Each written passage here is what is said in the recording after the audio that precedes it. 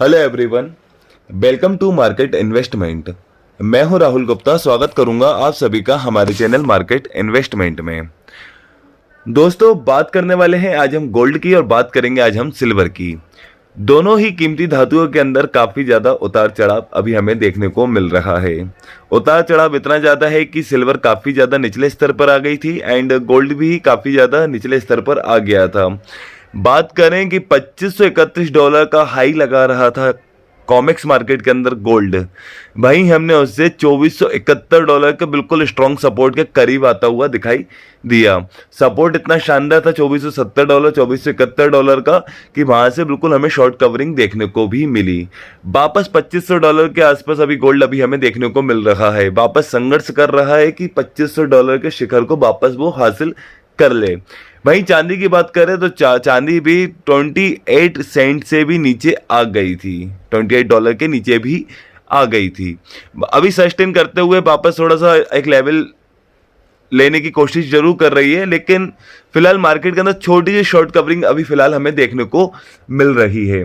बात करें इस वीक की, तो इस वीक के अंदर गोल्ड के अंदर आज अगर मॉर्निंग की बात करें तो मॉर्निंग में गोल्ड हमें 71 या 450 के आसपास सस्टेन करता हुआ दिखाई दे रहा है और चांदी भी अभी हमें लगभग 83,500-600 के आसपास सस्टेन करती हुई दिखाई दे रही है। तो फिलहाल मार्केट के अंदर तो एक हल्की फुल्की मतलब एक गिरावट और एक तेजी दोनों हमें देखने को मिली इस वीक के दौरान।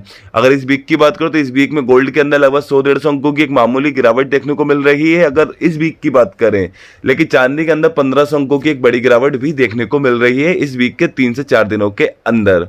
अब अभी तक का सिनेरियो तो ऐसा रहा है, लेकिन आगे क्या होने वाला है इन सब चीजों के बारे में अभी हम बात करने वाले हैं। एक्सपर्ट अपनी क्या राय दे रहा है, क्यों इतने ज्यादा उतार चढ़ाव निकल कर आ रहे हैं, आने वाले समय में ऐसे कौन सी इवेंट्स हैं जो इनके प्राइस को बहुत ज्यादा ऊपर नीचे की तरफ कर सकते हैं।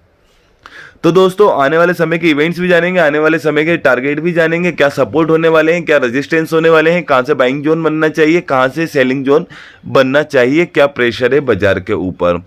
तो फिलहाल गोल्ड के अंदर गिरावट आने के कारण क्या है और सिल्वर के अंदर गिरावट आने के कारण क्या है, दोनों के बारे में आज हम बात करेंगे।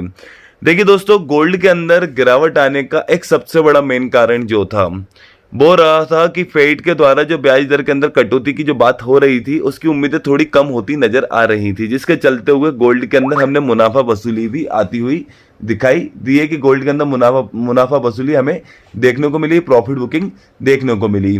वही बात करें सिल्वर की, तो सिल्वर गोल्ड का अनुसरण करती है, ये बात आपको पहले से पता है। गोल्ड के अंदर गिरावट है तो सिल्वर के अंदर भी गिरावट आपको देखने को मिलेगी, लेकिन गोल्ड के अकॉर्डिंग सिल्वर के अंदर गिरावट आपको बड़ी देखने को मिल रही है। उसका कारण यह है कि भाई मांग के अंदर एक कमी आने का एक अनुमान कि भाई मांग के अंदर कमी आ सकती है, जिसके चलते हुए आपको क्रूड के अंदर भी गिरावट देखने को मिल रही है, बेस मेटल के अंदर भी गिरावट देखने को मिल रही है, कॉपर के अंदर गिरावट है, जिंक के अंदर गिरावट है, वहीं सिल्वर के अंदर भी आपको भारी गिरावट देखने को मिल रही है, क्योंकि सिल्वर का 50% से ज्यादा यूज प्रोडक्शन में होता है। अब मांग के अंदर कमी आएगी तो कहीं ना कहीं सिल्वर के अंदर गिरावट देखने को मिलेगी। सेफ इन्वेस्टमेंट के रूप में गोल्ड के अंदर गिरावट आ रही है तो कहीं ना कहीं सिल्वर के अंदर आपको ज्यादा गिरावट देखने को मिलेगी। ये कारण थे गोल्ड और सिल्वर के अंदर गिरावट आने के।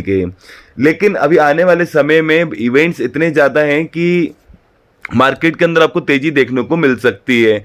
अब कल आपको शॉर्ट कवरिंग क्यों देखने को मिली, कल यूएस के जॉब ओपनिंग के डेटा जो निकलकर सामने आए हैं उससे ब्याज दर के अंदर कटौती की उम्मीदें वापस जाग गई हैं कि फेड की सितंबर वाली मीटिंग में ब्याज दर के अंदर भारी कटौती की उम्मीदें वापस जाग गई हैं, जिसके चलते हुए गोल्ड के अंदर काफी अच्छी रिकवरी देखने को मिली और चांदी के अंदर भी आपको वापस रिकवरी आती हुई दिखाई दी है। अगर ये जॉब ओपनिंग डेटा जो उम्मीद से अच्छे निकल कर आए हैं, मतलब गोल्ड सिल्वर के लिए, तो गोल्ड सिल्वर के लिए काफी अच्छे डेटा निकल कर आए हैं, जिसने ब्याज दर के अंदर कटौती की एक उम्मीदों को फिर से वापस जगा दिया है कि फेड सितंबर वाली मीटिंग में 25 बीपीएस या 50 बीपीएस जितनी बड़ी ब्याज दर के अंदर कटौती कर सकता है। इस उम्मीद ने मार्केट को वापस तेजी की तरफ लाकर खड़ा कर दिया, लेकिन गोल्ड वापस $2500 के ऊपर जाने के लिए लगातार संघर्ष कर रहा है। अगर जब $2500 के शिखर को वापस हासिल करता है तो ये वापस लाइफ टाइम हाई की तरफ जा सकता है, $2531, $2550 और $2600। और सुनिए, और इसके लिए जो मेन सपोर्ट होने वाले हैं, जो $2470 का मेन सपोर्ट है, $2460 का एक मेन सपोर्ट है और $2431 का मेन सपोर्ट है जिसने अप्रैल में हाई बनाया था। ये सपोर्ट बहुत जरूरी है, ये सपोर्ट भी आपको देखना बहुत जरूरी है। अगर मान ली किसी भी तरह से न्यूज खराब आती है तो ये सपोर्ट के आसपास गोल्ड वापस आ सकता है।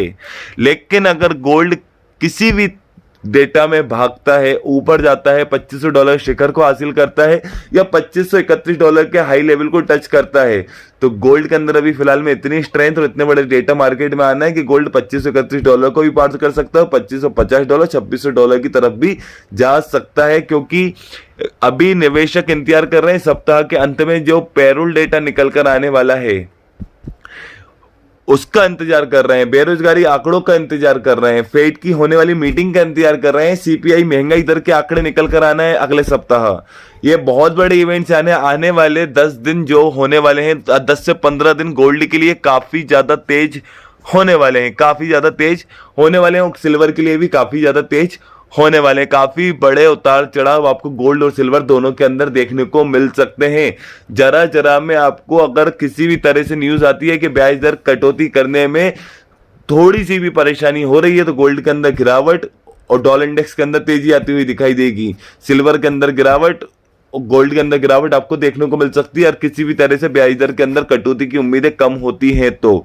और अगर यही पेरोल डेटा अच्छा आता है, ब्याज दर बढ़ने की उम्मीदें फिर से जागती हैं, सीपीआई डेटा अगर फेवर में आता है, ब्याज दर बढ़ने की उम्मीदें वापस जागती हैं और फेड सितंबर वाली मीटिंग में जो 17-18 तारीख को मीटिंग होने वाली है फेड की, अगर उस मीटिंग में फेड अपनी बड़ी ब्याज दर के अंदर कटौती कर देता है तो गोल्ड और सिल्वर के लिए काफी ज्यादा पॉजिटिव हो सकता है। कारण कमजोर ब्याज दरें बुलियन मार्केट को सपोर्ट करती हैं, तेज ब्याज दरें डॉलर इंडेक्स को सपोर्ट करती है। अगर ब्याज दरें बढ़ती हैं तो डॉलर इंडेक्स के अंदर गिरावट आती है, अगर ब्याज दरें बढ़ती हैं तो डॉलर इंडेक्स के अंदर तेजी देखने को मिलती है। अगर ब्याज दरें कम होती हैं तो गोल्ड और सिल्वर के अंदर आपको तेजी देखने को मिलती है। तो फिलहाल बहुत सारे बड़े बड़े इवेंट्स हैं जिसके ऊपर आपको नजर रखना है। आज भी और कल भी, कल पेरोल डेटा है फ्राइडे वाले दिन, सप्ताह के आखिरी दिन अंत में आपको पेरोल डेटा देखने को मिलेगा जिसके ऊपर आपको बारीकी से नजर बना के बेरोजगारी आंकड़ों पर, आपको जॉबलेस क्लेम पर आपको बहुत ज़्यादा बारीकी से नज़र बनाकर रखना है। उसके बाद सीपीआई डेटा है अगले सप्ताह, उसके ऊपर बारीकी से नज़र बनाना है। फेड की मीटिंग के ऊपर तो नज़र बनाना है और एक एक न्यूज़ के ऊपर नज़र बनाना है क्योंकि जियो पॉलिटिकल टेंशन भी चल रहा है, भू राजनीतिक तनाव भी चल रहा है जिसके चलते हुए गोल्ड और सिल्वर को सपोर्ट भी मिल सकता है। तो दोस्तों फिलहाल निवेशकों को एक्सपर्ट की एक ही सलाह है कि बाय ऑन डिप करते चलो। जैसे कि मैंने लास्ट वीडियो में बताया था कि इस सप्ताह आपको 70,900 रुपए के आसपास गोल्ड देखने को मिल सकता है। 70,800 70,900 से बाय ऑन डिप बनता है और वहां से हम वापस देख रहे हैं कि कल भी आपको गोल्ड वापस 71,500 की तरफ वापस आता हुआ दिखाई दिया था। शॉर्ट कवरिंग आपको देखने को मिली थी और किसी भी तरह से अगर 71,700-800 के लेवल को वापस हासिल करता है तो गोल्ड आपको वापस नए लाइफ टाइम शिखर की तरफ भागता हुआ दिखाई दे सकता है। और एक एक डेटा आपको बहुत मेन होने वाले हैं। जो भी करो स्टॉप लॉस के साथ करो, बाय ऑन डिप करो।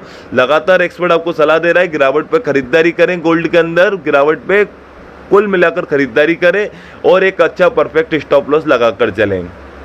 वापस 70,800 70,900 के जो लेवल होंगे वापस खरीदारी के बनेंगे। और अगर उसके बाद भी अगर 70,800 का सपोर्ट आपको टूटता हुआ दिखाई दे सकता है तो आपको 70,650 के सपोर्ट बहुत शानदार होने वाले हैं जो गोल्ड को बहुत सपोर्ट देने वाले हैं। तो यहाँ से आप बिल्कुल खरीदारी भी कर सकते हो और एक परफेक्ट स्टॉप लॉस लगाकर खरीदारी करिए। थोड़ी कम क्वांटिटी में ट्रेड करिए क्योंकि मार्केट ऑलरेडी बहुत तेज चल रहा है। कम क्वांटिटी में ट्रेड करें, 4 लॉट के अंदर ट्रेड करते हैं 2 लॉट के अंदर ट्रेड करना चालू करें क्योंकि आने वाले 10 से 15 दिन काफ़ी ज़्यादा उतार चढ़ाव से भरे होने वाले हैं। और स्टॉप लॉस लगाकर ट्रेड करें, एक एक न्यूज़ के ऊपर नज़र बनाकर ट्रेड करें।